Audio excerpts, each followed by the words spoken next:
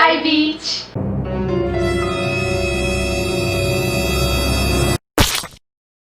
Estamos aqui para mais um episódio de Double Trouble. Esse é o segundo episódio, o primeiro vou deixar o link aqui na descrição para vocês. Um quadro aqui no canal que a gente fala sobre casos paranormais, casos de crimes reais e coisas desse tipo. A gente usa esse lugar para bate-papo. Qual é o caso de hoje? Hoje eu queria muito falar sobre o caso de horror em Amityville. Já ouviu falar? Já ouvi falar, mas não me lembro. E quando eu comecei a pesquisar sobre o caso, sempre falavam, é um caso paranormal, né? E aí quando eu começava a falar, esse caso, antes dessa família se mudar, houve um crime horrível na casa. Posso falar o que eu sei do caso? Sim. Que é uma casa mal assombrada que envolve duas famílias e é muito horrível. É isso que eu sei. Yes. Aí, sim, só que sempre falavam assim, focavam na outra família, na família que aconteceu todos os casos paranormais, e essa primeira família ninguém falava nada. Sempre falava, vai acontecer um crime horrível, e aí teve fantasma. Mas você sabe qual crime horrível? Então, você sabe. Tá. Só que como não falavam muito, eu não sabia muito sobre o crime que tinha acontecido, eu só sabia mais da história paranormal. Quando eu comecei a pesquisar, eu entrei mais, assim, a fundo no caso da família DeFeo, que é o caso que a gente vai falar hoje, que é o caso que talvez tenha influenciado a energia da casa a ter mais fantasmas. Ou talvez o que tenha acontecido com essa família tenha sido influenciado por conta já dessa energia existente. Então, esse é um caso que é um misto de uma história paranormal e de crimes reais. A gente vai focar aqui no crime real. No próximo episódio, na minha próxima história, a gente vai conversar sobre a parte paranormal do caso. Essa história começa em Amityville, em Nova York, com a família DeFeo, em 1974, que é uma cidadezinha em Amityville, como eu disse, em Nova York, localizada no antigo número 112 da Ocean Avenue. Amityville é uma cidade? Eu acho que, eu não sei se é considerado uma cidade ou uma vila ou um... não sei. Eu me sinto um pouco burra, porque eu tinha na cabeça que era uma família. Amityville significa lugar amistoso. É o nome da cidadezinha ali. É sim. Super amistoso. Mas a cidadezinha era super tranquila, nunca tinha acontecido nada. O índice de crimes era super baixo, não tinha assalto, não tinha nada, era tipo, realmente um lugar amistoso pra se morar. A família constituía com o Robert DeFeo, de 43 anos, a Louise Brigante DeFeo, de 42 anos, a mulher dele, o filho Robert Butch DeFeo Jr., de 23 anos. Gente, tudo bem? Então, eu tô aqui editando e eu percebi que a minha burrice dessa vez passou do normal. Que eu chamei o cara de Robert, o nome dele não é Robert, o nome dele é Ronald, sei lá como você quer chamar. Eu não sei porque no vídeo eu falei que é Robert, não é Robert, nenhum deles chama Robert, é Ronald. Desculpem por esse erro. Eu não sei de onde que eu tirei, tá? Nenhuma fonte que eu pesquisei chamava ele de Robert, nenhuma. É só isso mesmo. Desculpem por isso. Toda vez que eu falar Robert, pensem em Ronald, que esse é o nome dele. Não é Robert. Desculpa. A Dawn DeFeo, de 18 anos, a Alison DeFeo, de 13 anos, Mark Gregory DeFeo, de 11 anos, e o filho mais novo, John Matthew DeFeo, de 9 anos. São quantos filhos? São 5 filhos. 7 pessoas numa família. Ok. Uma família super grande. A chave para a tragédia desse caso é o Robert Butch DeFeo, Que é o pai? que é o filho Mais velho. Pra que a gente conseguir diferenciar entre Robert filho e Robert pai, a gente vai chamar ele pelo apelido dele, que é Butch. O filho é o Butch. O filho é o Butch, o pai é o Robert. O Robert pai trabalhava em Brooklyn com o sogro num negócio de sucesso, e esse negócio ajudou ele a ter uma condição melhor pra família, pra dar uma condição melhor pra família dele. Ficou rico. Ficou famoso rico, famoso bem de vida. Tá. E aí ele conseguiu tirar a família dele no apartamentozinho em Brooklyn pra uma super casa de 3 andares em Amityville. Ele trabalhava de quê? Então, eu não sei. Eu sei que tem alguma Não coisa a se ver com o sabe. carro. Eu sei que tem alguma coisa a ver com o carro. Mas eu não entendi exatamente o que é. É um negócio de carro, eu acho. Tá certo. E Assim, não sei se vocês sabem, mas Nova York os apartamentos são super pequenininhos e super caros. Então uma família de 7 pessoas morando num apartamentozinho devia ser enlouquecedor. Não excelente. Famoso péssimo. E em 1965 eles se mudaram pra essa casa, que era uma casa de 3 andares. É essa a casa do... Essa é a casa. Essa é a casa. A casa. Tá bom. Era uma casa de 3 andares, estilo colonial, com saída para lago. Eles tinham o deck deles. Construída em 1927, era uma casa mais antiga.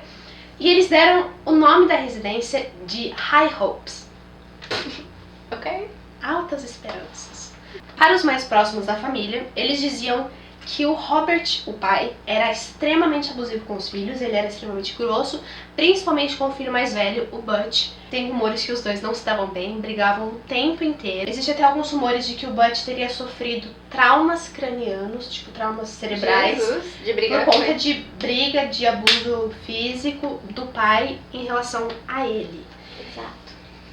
E o fato de que o Butch também era extremamente agressivo, abusava de drogas de LSD e heroína e não se dava bem na escola, não ajudava a relação familiar deles ali. Então eles tinham realmente algumas... Um já era explosivo e o outro também. Também, e não com o dava uso certo. da droga aumentou mais e aí o bagulho Deu errado. deu errado. Como eu disse, o Butch sofria com o vício de heroína e LSD e ele usava essas drogas diariamente. Como eu disse, fez com que o comportamento dele ficasse mais agressivo. Diariamente? O bagulho era complicado, entendeu? Ele tem que ser rico mesmo, né? Pra poder usar todo dia esse bagulho. Puta. É Não, caro, né? Eu não sei, eu não sei dizer, mas imagino que seja, eu né? imagino que seja caro. Mas a família dele era bem de vida, assim. Eles tinham dado pra ele... Eles ficaram realmente ricos. Eles não ficaram, tipo, classe média alta. Ficaram ricos. É, tipo, eles tinham comprado pro Butch um barco, eles tinham Tava uma rico. casa com saída ao Eles tinham um lado. jatinho. Eles viajavam pro mundo inteiro, passavam as férias em Costa Rica. Entende? Não, mentira, mas eles tinham realmente uma qualidade, assim... Eu queria ter. E por conta desse comportamento agressivo, explosivo do Butch, fazia com que ele entrasse em muitas brigas na escola, que ele não fosse uma pessoa, assim, muito amigável. O que fez com que ele fosse expulso da escola dele Com quantos anos? com 17 anos. Ah, tá. Lá eles se formam com 18, né, no ensino médio. Eu acho que sim. Então, ele não completou o ensino médio aí. E aí, quando ele foi expulso da escola, o pai dele falou, já que você foi expulso, você vai trabalhar. E ele falou, tá bom. E aí colocou ele num cargo de mecânico nesse negócio deles, com um salário altíssimo. E para uma pessoa que tem um problema com abuso de drogas, acesso fácil a dinheiro só faz assim, entendeu? Aumentar o uso exponencialmente. Usei palavra difícil aqui, gastei vocabulário. Gastou. Então ele usou mais droga depois que ele saiu da escola. Ele começou... Porque ele tinha meios pra tal. Além de usar o dinheiro pra comprar as drogas dele, ele começou a usar dinheiro pra colecionar armas. Ele começou ali a fazer um arsenalzinho pra ele, que ele gostava dessas coisas. E nos Estados Unidos é ridiculamente fácil comprar armas, Vai a dar gente certo, sabe, né? E como eu disse, ele tem esse relacionamento explosivo e o relacionamento entre o pai e o filho começou a piorar cada vez mais. O bagulho assim, faltava uma faísca, entendeu? Pra dar merda o E qual negócio. foi essa faísca? Conta pra nós. Aparentemente o relacionamento dele com a irmã mais nova, mas também a mais velha, tipo a segunda mais velha, a Dawn, era meio conturbado, mas eles também eram próximos. Eles brigavam, mas também entre os irmãos ela era o que ele mais conversava. Tá. E ela tinha um namorado e a família não aprovava muito porque ela queria mudar de estado com o namorado. Quantos anos tinha? Na época que tudo isso estava acontecendo, ela tinha 18 anos. Ah, tá. Que foi também a época que eles foram brutalmente assassinados. Chegando em novembro de 1974, aconteceria o caso mais perturbador da cidade de Amityville. Às 3h15 da manhã, Robert Butch DeFeo foi ao quarto dos pais enquanto esses estavam dormindo e deu 2 tiros de rifle no pai e 2 tiros de rifle na mãe. Bom, o rifle usado foi um de calibre 35. E aí depois, não satisfeito de assassinar os pais, ele foi no quarto no fim do corredor, onde os irmãos Mark e John dormiam, deu um tiro em cada um. Depois ele entrou no quarto da irmã Alison, deu um tiro nela. A última a viva da família era a Dawn, que dormia no andar de baixo da casa. Ele desceu as escadas, foi no quarto dela. E ela não ouviu? Então, quando ela foi no quarto dele, quando ele foi Foram no quarto, 6 tiros já. Não, 8. Não, 7. 7 tiros até agora. Quando ele foi no quarto dela, ela aparentemente acordou, levantou da cama assim, mas aí ele já deu um tiro na cabeça dela. Tanto que falam que ela perdeu um pedaço, assim.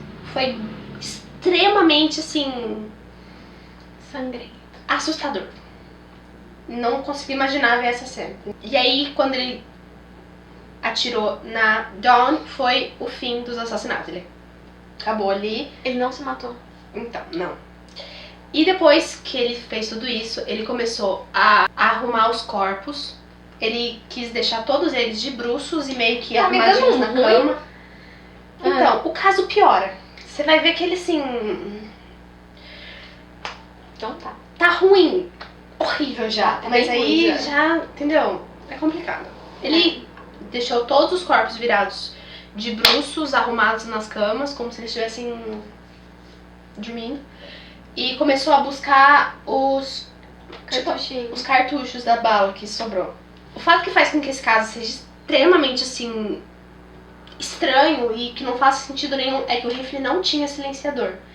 E um rifle desse teria que ter acordado alguém da família. Nos primeiros 2 tiros tinha que ter acordado as pessoas, os familiares tinham que ter corrido pra fora da casa. Tanto que um rifle desse dá pra ouvir cerca de 1,5 km de distância, um tiro desse rifle. Imagina dentro da casa. Imagina dentro da casa. É realmente muito, muito estranho o que tudo isso aconteceu. Bom, eles tinham um cachorro que chamava Shaggy, que ficava ali na casa mais pra perto do lago. Eles tinham tipo uma garagem perto do lago, ele ficava lá, amarrado. Não amarrem cachorros. E quando ele ouviu os tiros, ele começou a latir muito. Começou a fazer muito barulho. E os vizinhos ouviram os latidos, mas não ouviram os tiros. Como? Não sei. Só que aí, como eles ouviram os latidos, eles falaram que o Shaggy era um cachorro muito agitado. E era um cachorro que latia muito. Então eles ouviram latindo e falaram: ai, o cachorro do vizinho tá latindo de novo, vou dormir. Tipo, como se nada tivesse acontecido.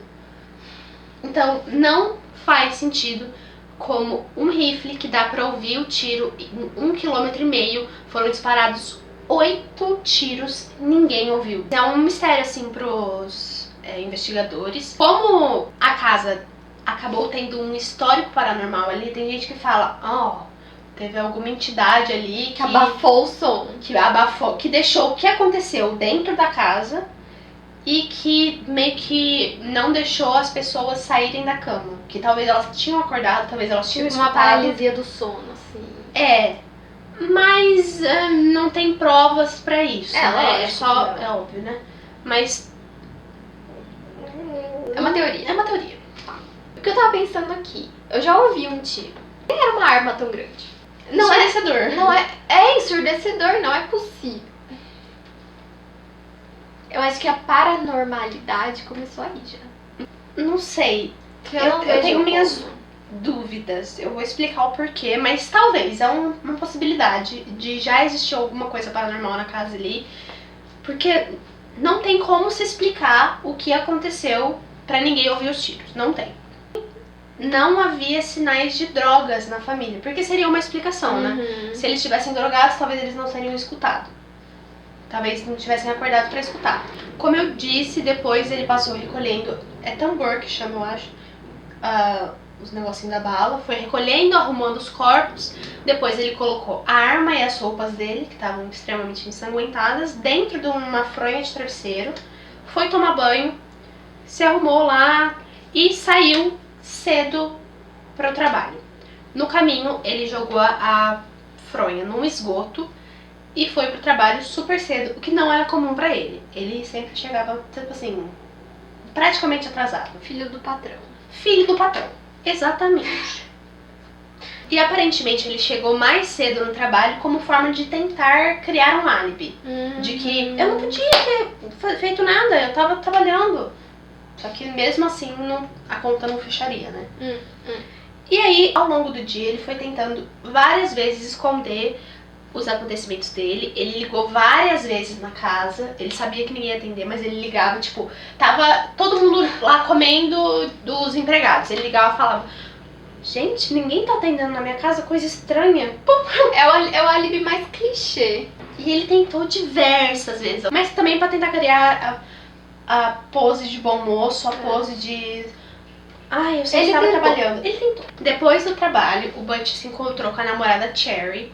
E depois ele foi com ela e com os amigos num bar, onde ele queria usar drogas e beber. E também, ao longo do dia, vários vizinhos tentavam bater na casa dos DeFeo porque a luz dos quartos estava acesa e não era normal para um horário do dia como aquele.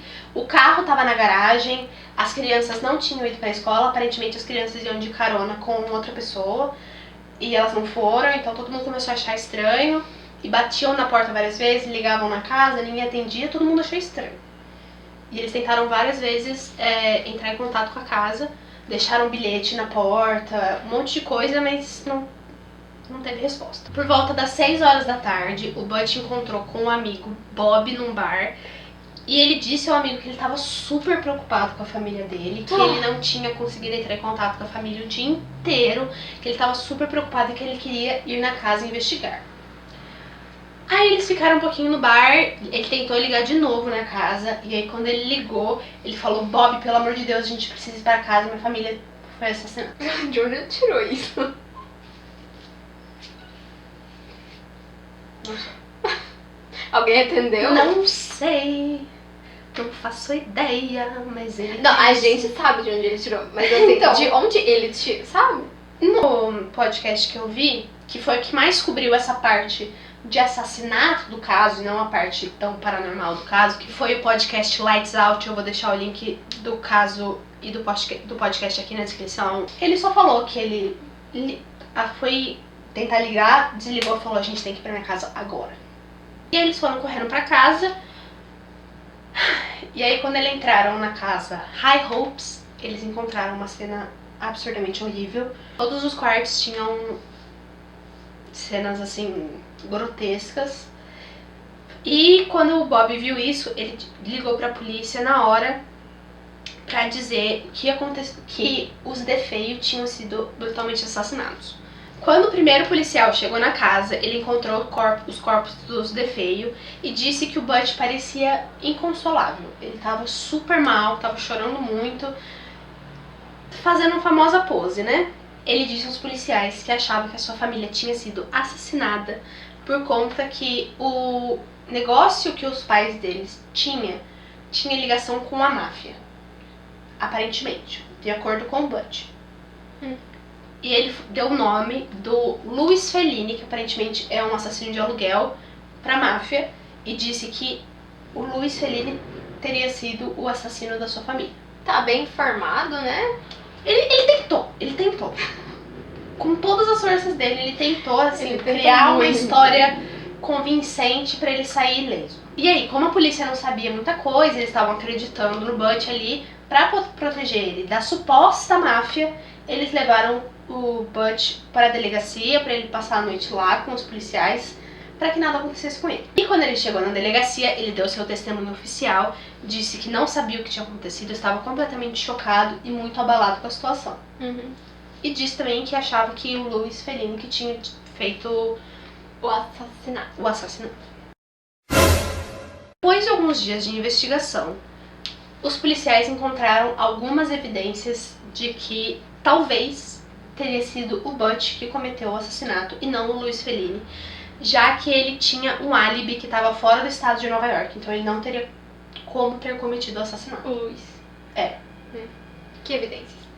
Além deles terem encontrado dentro da casa uma caixa que guarda arma, como chama isso? A case da arma? Acho que é case, sei lá. Da arma que teria sido usada para os assassinatos. Dentro do quarto dele, sem arma dentro, Eles falaram, tá. Aí continuaram investigando e encontraram a fronha que ele tinha jogado no esgoto. O que eu falei? Tá, mas como que eles... Ah, eles... Não, dentro da casa. Não, dentro da casa. Encontraram ele nas tá. nas redondezas. Tá. E aí, ao longo da investigação, passou a ficar claro que a informação que o Butch tinha dado e a informação que eles estavam recolhendo não batia de jeito nenhum, não fazia sentido algum. E que ele também tinha que ter estado na casa, porque se ele estava no trabalho às, sei lá, 6 horas da manhã, o assassinato tinha ocorrido por volta das 3h15. Onde que ele estava? Ele tinha que estar dentro da casa. Como que ele não foi assassinado e o resto da família foi assassinado? Tinha ali buracos na história do Butch. Ao ver que sua mentira estava sendo descarada, o Butch começou ali a ficar desesperado pra ter um álibi, uma desculpa, um negocinho ali diferente, né? E aí ele disse que o Louis Fellini estava sim na casa, e não só estava na casa, como tinha 2 cúmplices, 2 ali parceiros que o obrigaram a assistir toda a cena. O próprio Richthofen, né? Ali realmente... O próprio Richthofen. Mas... O Richthofen de Richthofen. E que obrigaram ele a ver a família ser assassinada um a um. Uhum. A história também não colou, porque não tinha indícios algum. Não tem nexo, né? No famoso, falta o nexo, questão do né? nexo Realmente, faltou.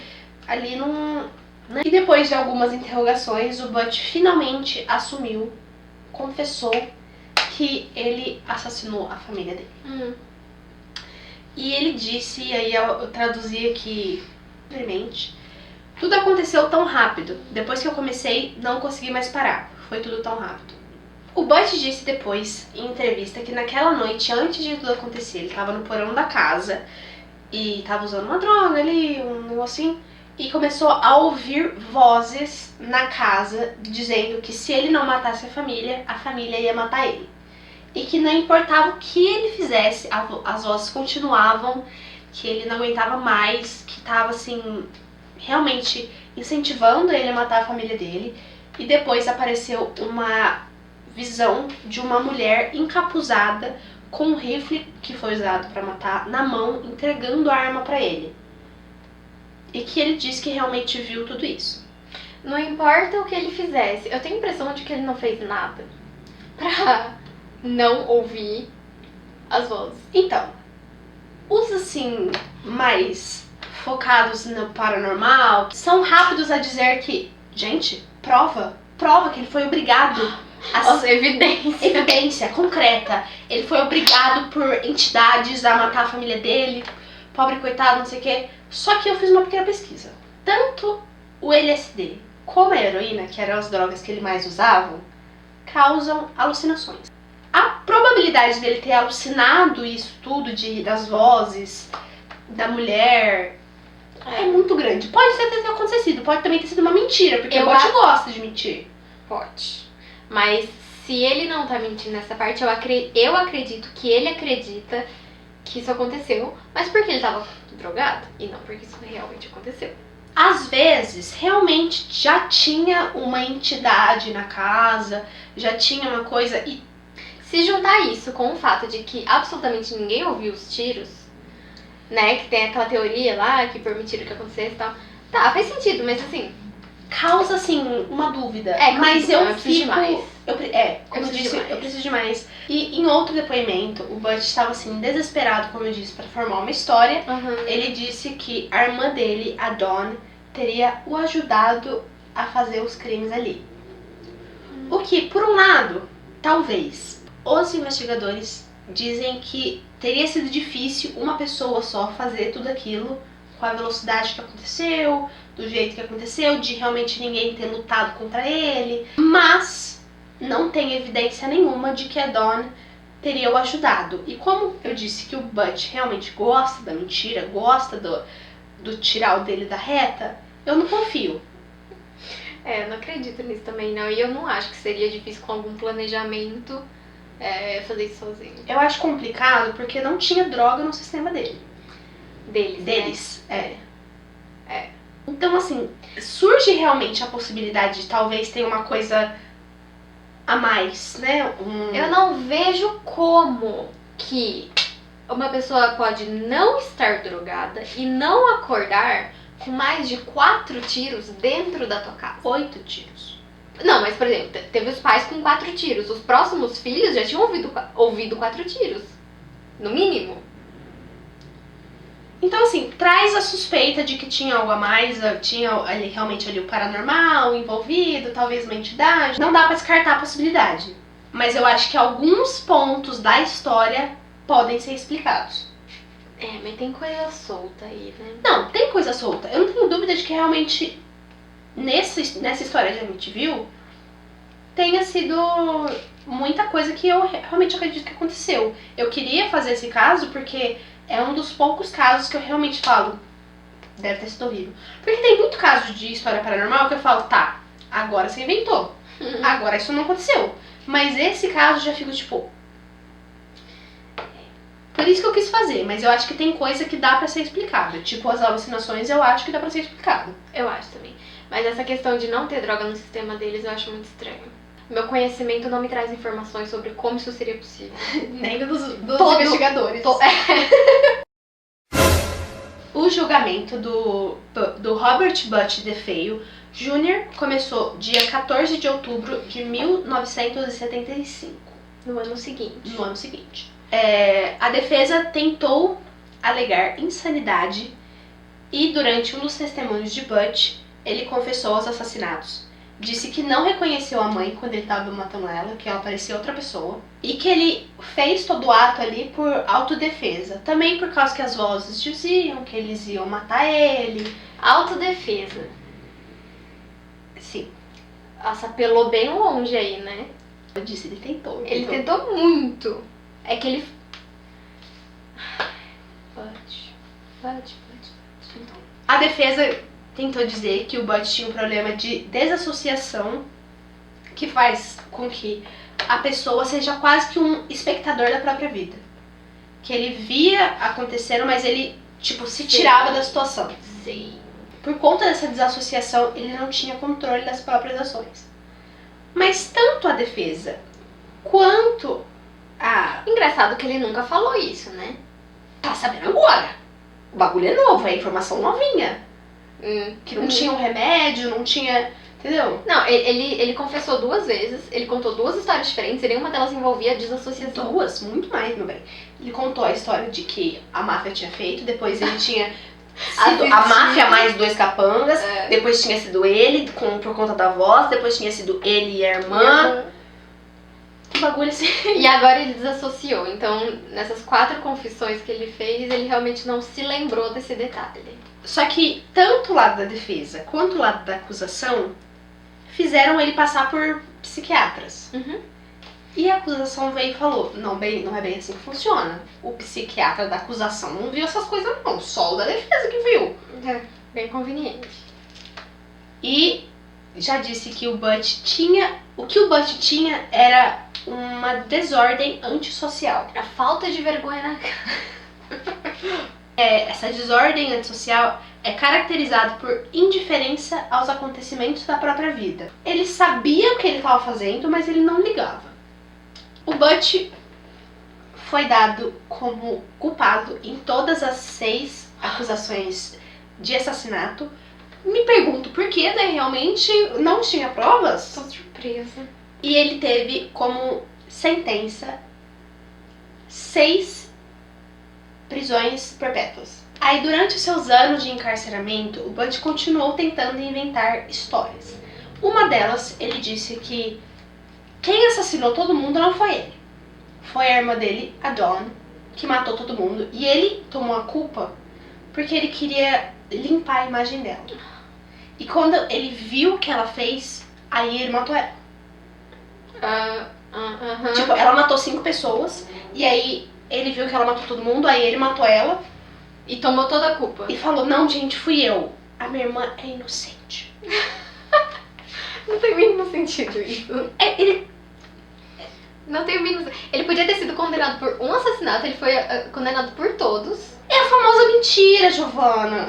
E mesmo ele tentando apelar à sua sentença, Robert DeFeo Jr. continua preso na Sullivan Correctional Facility em Nova York, onde passará o resto da sua vida. Então, sim, ele está vivo. Merecidamente. Mas agora eu queria perguntar pra você.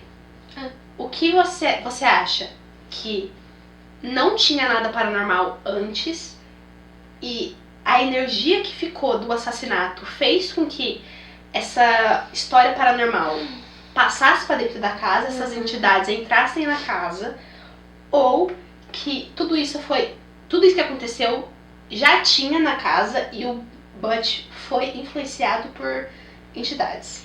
Eu acho que, como eu disse antes, a gente atrai muita energia com as coisas que a gente faz, que a gente pensa e fala, enfim.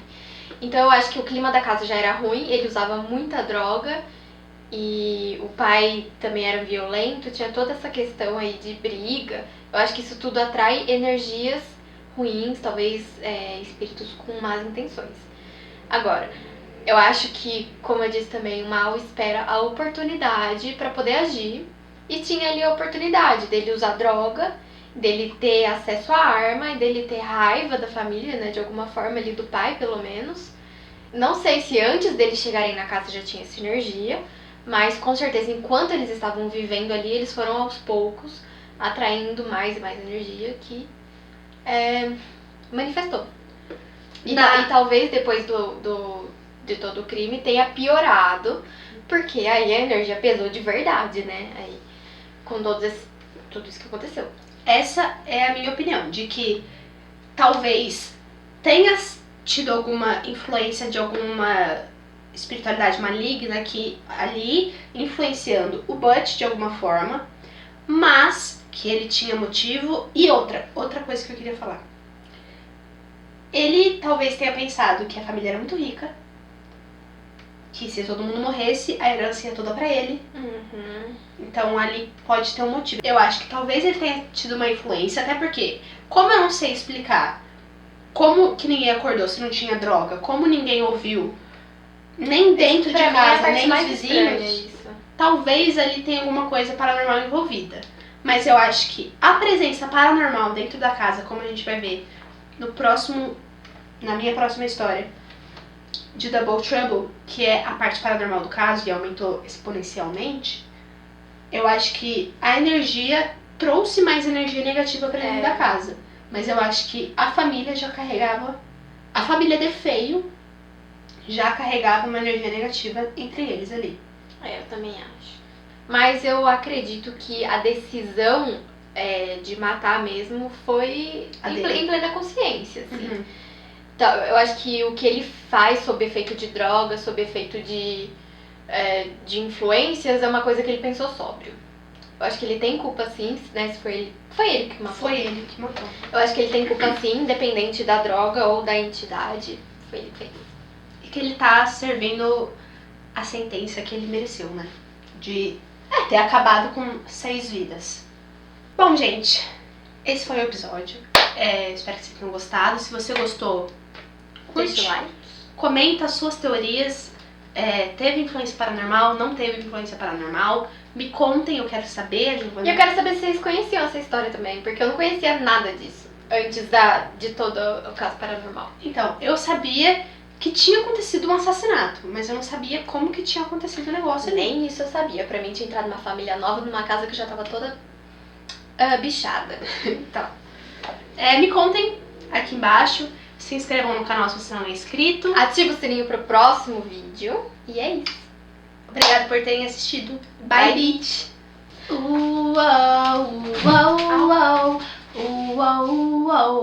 Yeah! A gente tá sharing? Não, agora você bebe, né? Eu não tenho corona. Coronavirus. Me dá o seu que você não bebeu. Eu bebi os dois. Questão da sede mesmo, não tá passando. Stop!